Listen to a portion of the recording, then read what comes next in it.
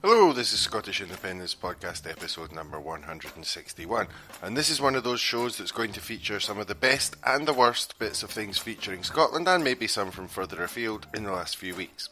And in fact, this time we're starting in America. I don't think it's possible to actually beat this next comment for lack of self-awareness and sheer skill in proving that you are in fact the 70-year-old man-boy, or as a legislator in Texas surprisingly called him, a fascist, loofah-faced shit-gibbon. You're not known to be a humble man, but I wonder... I think I am actually humble. I think I'm much more humble than you would understand. Again! You're not known to be a humble man, but I wonder... I think I am actually humble. I think I'm much more humble than you would understand. Wow.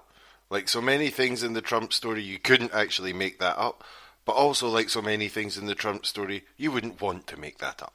Now, the next item shows that wittering oafs with ridiculous hair are not confined to the United States of America. You can find them everywhere. And there's a resident one in the UK government. Bawjaws, as I like to call him, has been in the news quite a lot recently, and in this clip, an American professor, Sarah Churchwell, lets rip on Boris, and I don't think there's much to disagree with. Anybody watching Boris Johnson can think that Boris Johnson is for anything other than Boris Johnson.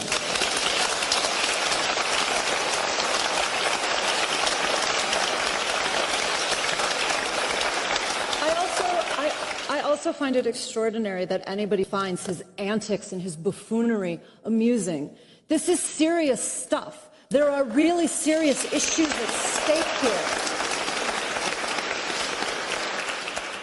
He's an opportunist who makes a case for Brexit and then writes a column making another case in case he lost the election. He's not standing on principle. He's not standing up for Theresa May. He literally didn't stand up for Theresa May until Amber Rudd made him. And in particular, I have to say specifically, and I don't think we should walk around this, the specific comments that he made about Libya, a country that is mired in civil war, and he said it had nice beaches that would be good to invest in once they cleared up the dead bodies. That's not a joke. It's not funny. It's not appropriate for the foreign minister of Great Britain to say. He should have been sacked instantly. It's one of the reasons I say Theresa May is a follower and not a leader, that she didn't do that right away. And I find it absolutely despicable that anybody is defending him or defending those comments.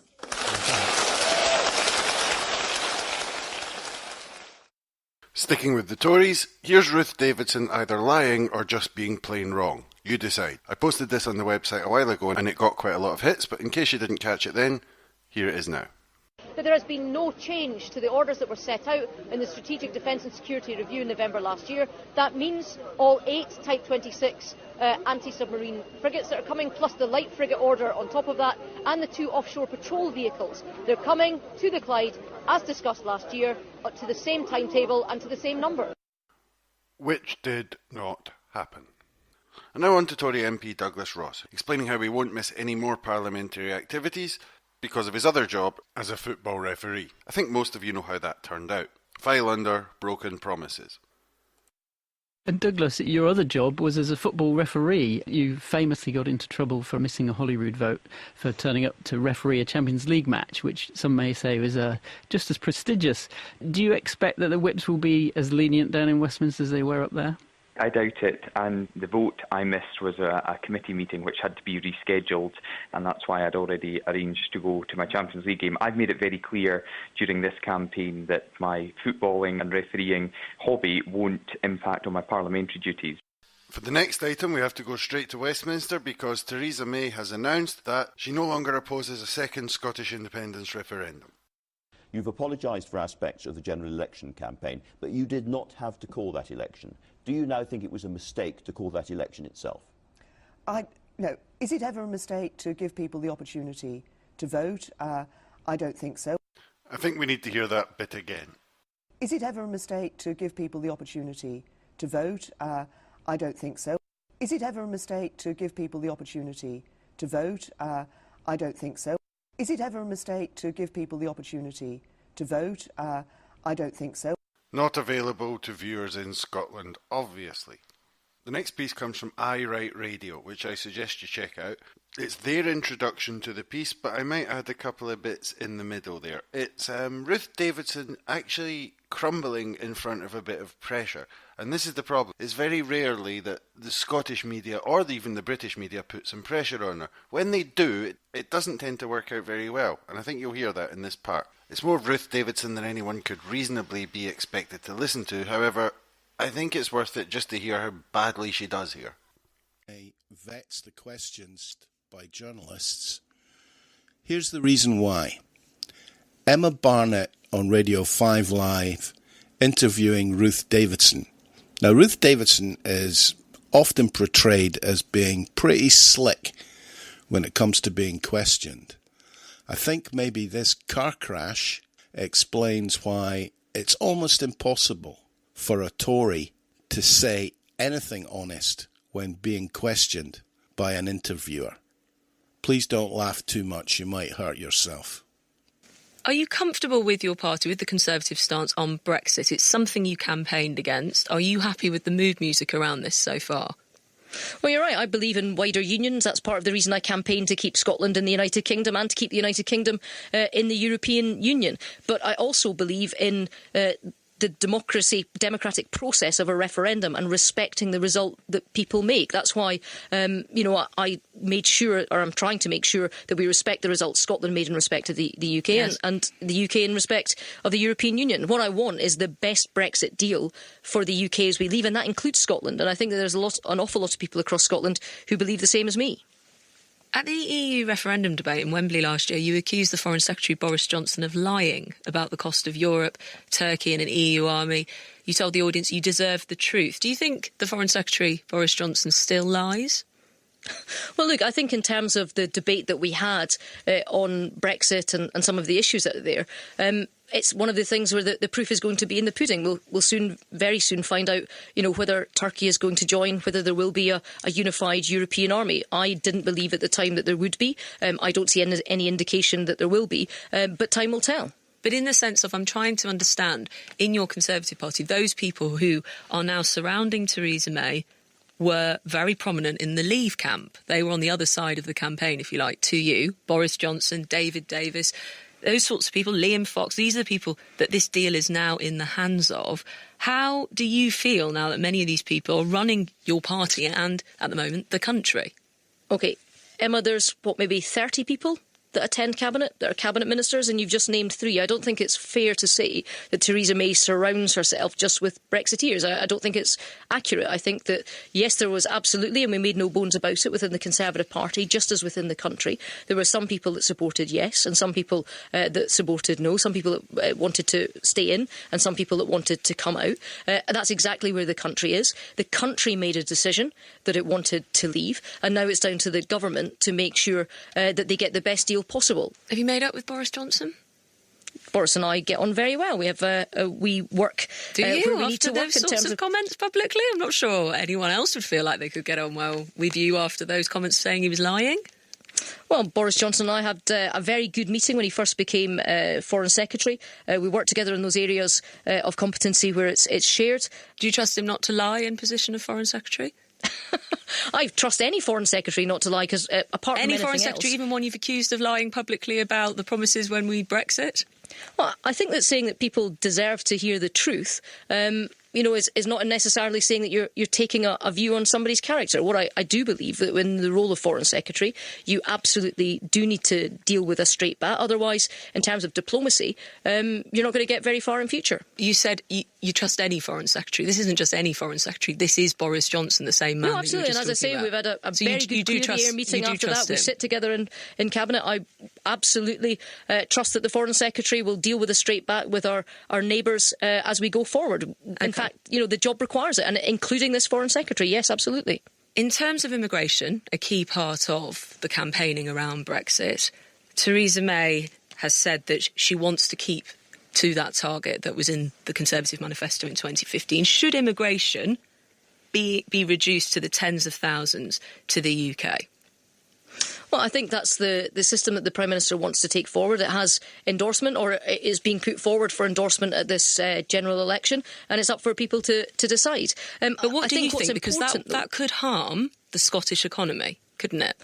Well, I think the big question in Scotland is why, when we've got a third of the landmass of the UK, we've got 8.4% of the population of the UK, why we only attract 4% of migrants to the UK to come and live and work in Scotland. Now, could it be because we're the highest tax part of the UK? Could it be because, our economy is much slower? We're only 1/4 away from recession. Could it be because, our reputation for educational excellence is on this slide?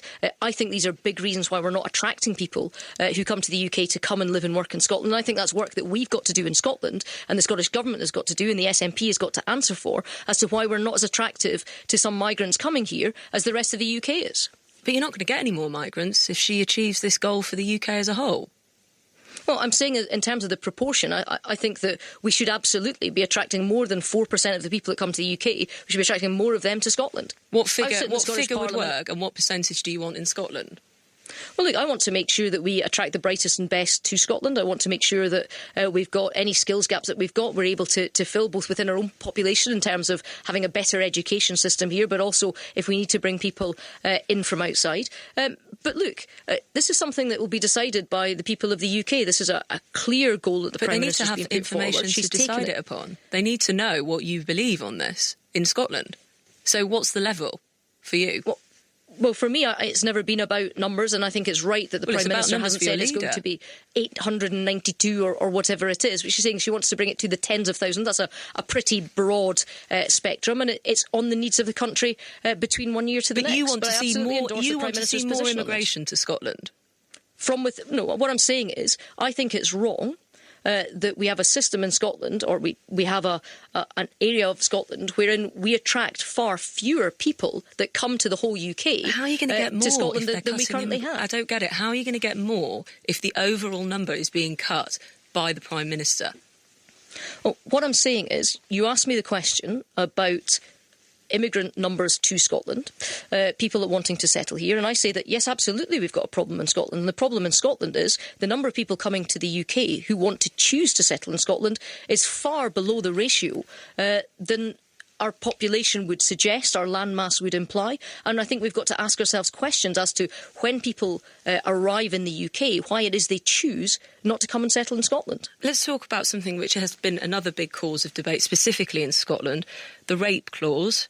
To remind people, it's a UK-wide policy limiting child tax credits to your first two children. One of the exceptions is if you've been raped, but it requires the victim to talk to a health professional who then fills out a form saying they've been raped.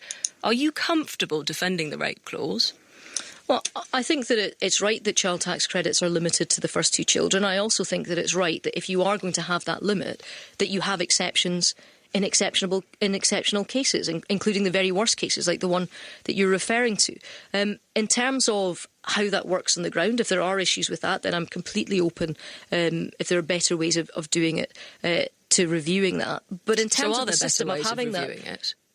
Well, what I'm saying is that in terms of the way it's been set out, having that third-party professional to fill out any of the areas for you and to help you with that and to support you with that, that's a system that is already in existence within the welfare system. It has cross-party support. It's used primarily for victims of domestic abuse. So it's a system that we know works in the past and has broad support. But if in this particular instance, with this particular exception to this 2-year-old piece of legislation that's being brought forward, then yes, if that needs to be reviewed, then let's review that. But so it's not been brought in yet, so we have to see how it works. Sorry, what was the question? You do want to review that? No, what I'm saying is that I believe that having the two-child restriction is right, but if you have a restriction, you've got to have exceptions to that in exceptional cases, particularly in the worst of circumstances like this. I think that's right too. But I'm saying is, if there is an issue, and we don't know yet because it's only just coming in, if there is an issue with how that's done, then let's review that. But so you think the system that's being brought in is one that already works elsewhere and has broad support elsewhere. But this is a specific scenario. So just to clarify, you think it's wise to say that women would have to state that they've been raped, have to tick a box to claim the exemption? No, what I've said is that if you have a two-child policy, you need to have an exemption for exceptional cases, like, for example, non-consensual sex.